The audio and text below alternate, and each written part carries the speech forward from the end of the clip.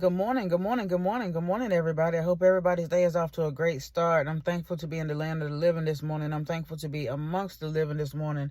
I'm thankful that God woke me up this morning and gave me another chance. So real quick, I got a word for y'all today. Have y'all ever realized and ever noticed how you look up and you feel like it's always something? Like when you're not doing what God told you to do and you're not living the way that God wanted you to live and wants you to live, it's always something. And then when you make a decision that you're going to do right and that you're going to be who God called you to be and that you're going to do what God called you to do, you look up and it's always something. It's always something, right? You feel like that. And the reason why you feel like that is because that's true. It's always going to be something, right? You're never going to be living here on earth without having some sort of adversary and trouble. It's always going to be something. Why is it always going to be something? Because if you are not living for God, you're living for the devil. That's the first thing, okay?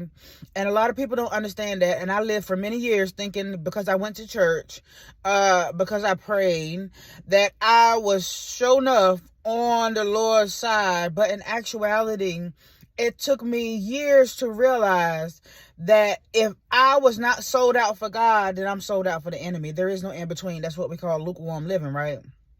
And so why do we feel like it's always something? Because if you are not living for God, you're living for the enemy. And if you're living for the enemy, you are living in sin and you're living in your flesh. And if you are living in sin and you're living in your flesh, there are consequences to that, right? If you are doing things contrary to the way that God told you to do it, quite naturally, you're going to have trouble. Why? Because you're not doing what God told you to do, right? That's why we feel like it's always something, particularly when we are not living the way that God has called us to live.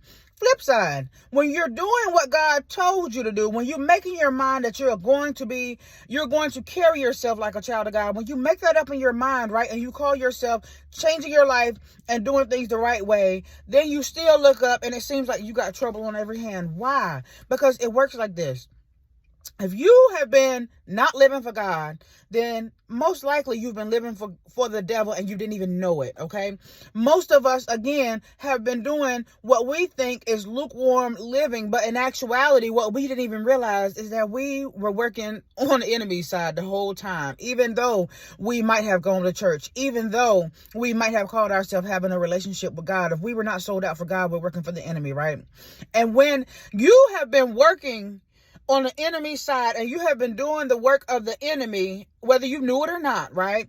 When you have been working for the enemy and suddenly you make up in your mind that you are going to be sold out for God and you're going to do the Lord's work, well, guess what's getting ready to happen? Them same people that you used to be working for, used to work for the enemy and his imps and his team, when you were doing that, you were on their side, right? So what you always felt like was always something was just reaping the consequences of doing things contrary to God's way. And then when you choose to do things the way that God told you to do it, you look up and there's always something. Why?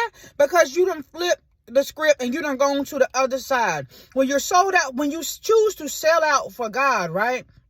You used to be working for the enemy. And so when you decide that you are not going to work for him any longer, what do you think is going to happen? You think he getting ready to just let you go and do the Lord's work and just say, okay, she's gone and we're just going to move on to the next? It does not work like that, honey. You've been doing the enemy's work for a long time, whether you knew it or not. And when you decide that you are going to live for God and do what God tells you to do and be and walk like a child of God, you better believe you're going to get some opposition from the other side because you've been on their team the whole time and you didn't even realize it, right? And so we have to understand that no matter whether we choose to be on the enemy side or whether we choose to be on the Lord's side, there is always going to be something. It's not just some idea and feeling that you have that is not real. It's real. It's always going to be something. It's either going to be consequences of doing things contrary to God's will, or it's always going to be attacks for choosing to do things the way that God told you to do it, and for choosing to do God's will and choosing to be who God has called you to be. How do you make it, right, when it's always something? Ephesians, the 6th chapter, and I know y'all know about this, the armor of God. I want to read you the 10th verse. Finally, be strong in the Lord and in his mighty power. Verse 11. Put on the full armor of God so that you can take your stand against the devil's schemes. Verse 12, for our struggle is not against flesh and blood, but against rulers, against authorities, against the powers of this dark world, and against the spiritual forces of evil in the heavenly realms. Therefore, put on the full armor of God, so that when the day of evil comes, you may be able to stand your ground, and after you have done everything, to stand. Y'all, this is absolutely necessary, because we are always going to have trouble. It's always going to be something, particularly when you decide that you are going to do what God has called you to do, and you choose to be who God has called you to be. You're going to get opposition. You're going to come under attack. It's going to be like that. Expect it.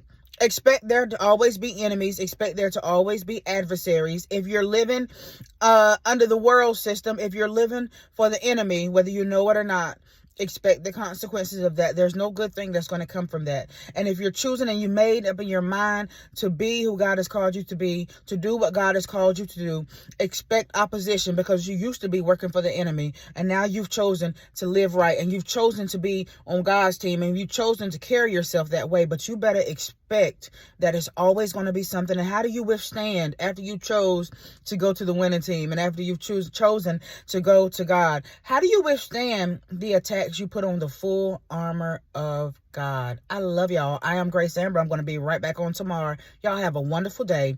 I know if you're like me, listen, the devil has been very busy, but guess what?